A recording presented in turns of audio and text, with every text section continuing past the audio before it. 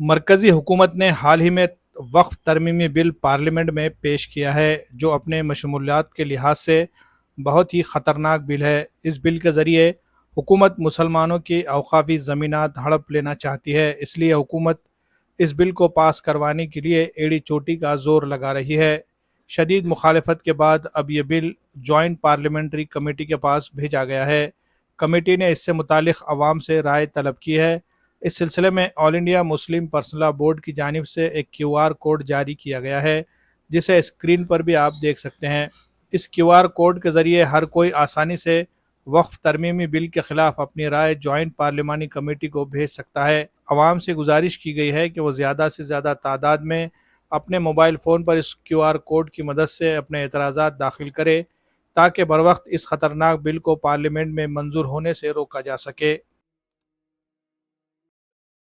Government نے وقف ترمیمی بل parliament میں پیش کیا اور یہ وہاں کامیاب نہیں ہو سکا، اسے جوائنٹ پارلیمانی کمیٹی کو بھیج دیا گیا۔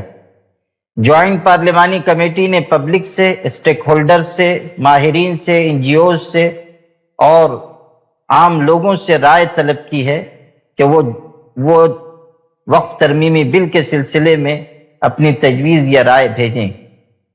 اس سلسلے میں یہ عرض ہے کہ مسلمانان ہند کو بڑی تعداد میں اپنی رائے جے پی سی کو یعنی جوائنٹ پارلیمانی کمیٹی کو بھیجنی چاہیے۔ اس سلسلے میں all India Muslim personal law board نے ایک کیو آر کوڈ جاری کیا ہے جس کے ذریعے آپ آسانی کے ساتھ اپنی رائے جے پی سی کو بھیج سکتے ہیں۔ اس سلسلے میں ائمہ مساجد سے یہ گزارش کی جاتی ہے کہ all India Muslim personal law board کی جانب سے جو کیو آر کوڈ جاری کیا گیا ہے، آپ اسے اپنی اپنی مساجد میں چسپاں کروائیں اور اپنے مصلیوں کو ترغیب دیں کہ وہ ضرور ای میل کے ذریعے اپنی رائے بھیجیں۔ اسی طرح جو علاقائی اور مقامی تنظیمیں ہیں، ادارے ہیں، ان سے گزارش ہے کہ وہ بھی اپنے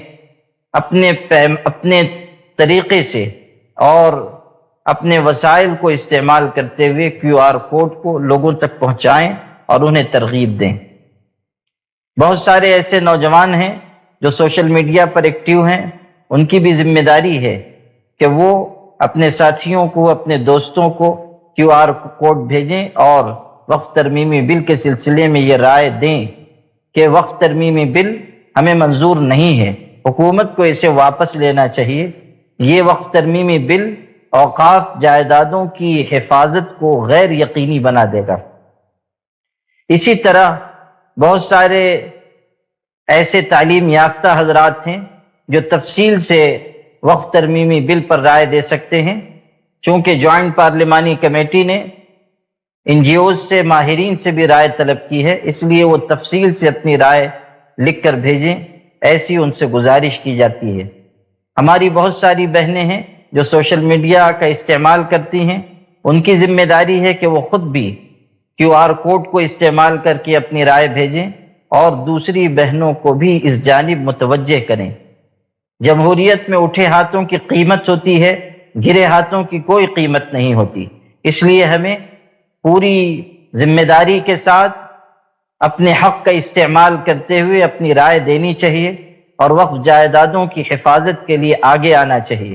تھوڑا وقت، تھوڑی صلاحیت، تھوڑا سرمایہ ہمیں اس کام پر لگانا چاہیے